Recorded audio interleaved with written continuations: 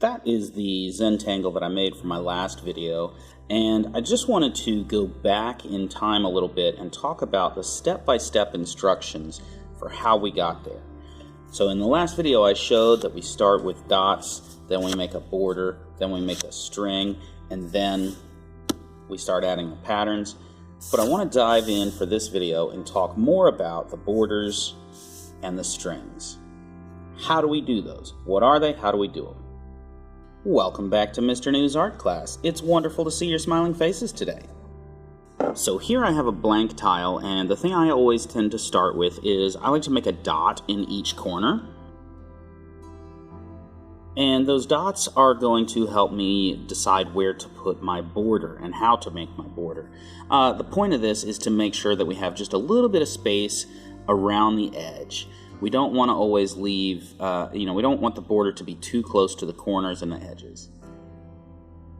So to make my border here, what I'm going to do is draw some free-form or organic lines between those dots. One thing a lot of people like to do is get out a ruler and make perfectly straight lines, but to my mind, that kind of defeats the purpose of a Zentangle. The purpose is here just to be free and flow, and not worry about trying to get things perfect. I know I myself am a perfectionist, but doing this style of art really helps, even for perfectionists like me, to kind of come up with other ways and kind of not be quite so uptight all the time. Now, does this mean that I'm never ever allowed to use rulers, or that it's against the rules to use a ruler? Of course not. But I personally find that just drawing freeform makes it quicker, makes it easier, and makes it a little more fun. I've got a couple more tiles here. I'm going to show you how to do some different kinds of borders.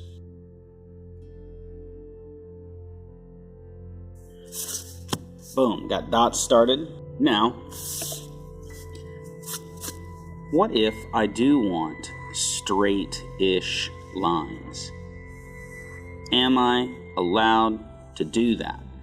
I am allowed to do it, but it's not very interesting. So one thing I can do to make them a little more interesting is make a double border. What else could I do? Going along with the idea of a double border, I could make a double border that doesn't use parallel lines. So here I've just made a free-form border. And what if I do a double border, a second border inside here, but notice that these lines are not parallel to each other, so there's bigger gaps and the smaller gaps?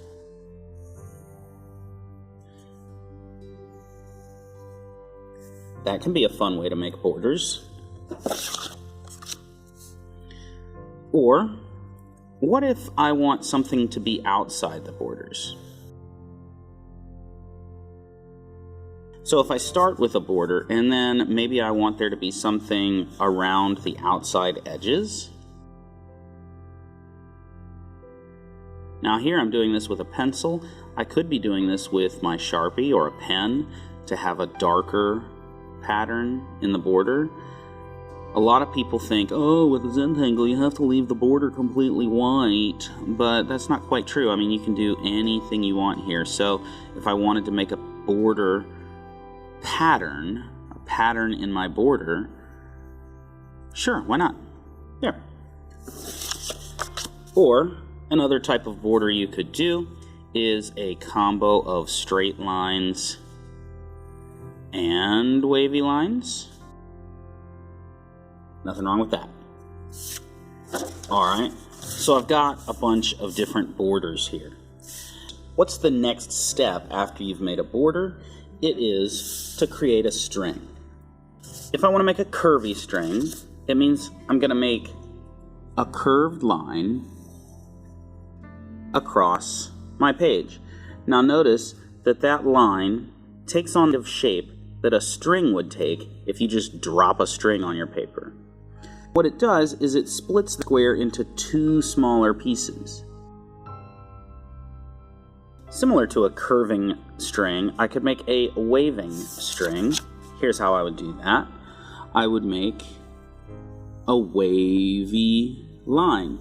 And you notice that here I can make it one continuous line that breaks it up into 1, 2, 3, 4 spaces by waving and touching the different edges of the border. I could also, going with that thought, make a bouncing string. Here's what that means. That means I start a string, and when it hits an edge, I bounce off at a sharp angle. Instead of being wavy and curvy there, it makes a corner. A loop is exactly what it sounds like. It's when you create a loopy shape. And again, because I have had this touch the border in a couple of places, it makes 1, 2, 3, 4 different sections. A closed loop is exactly the same thing, except the loop closes over itself. So, like this, where it crosses over itself.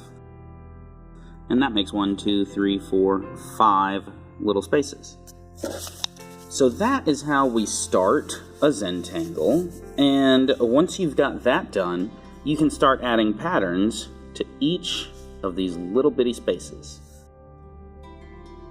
So that's how simple it is to create these tiles with the borders and strings.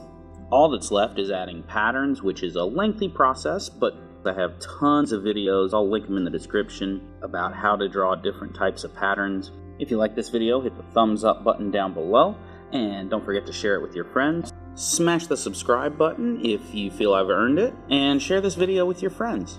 As always, thanks for watching, and I hope you have a great day.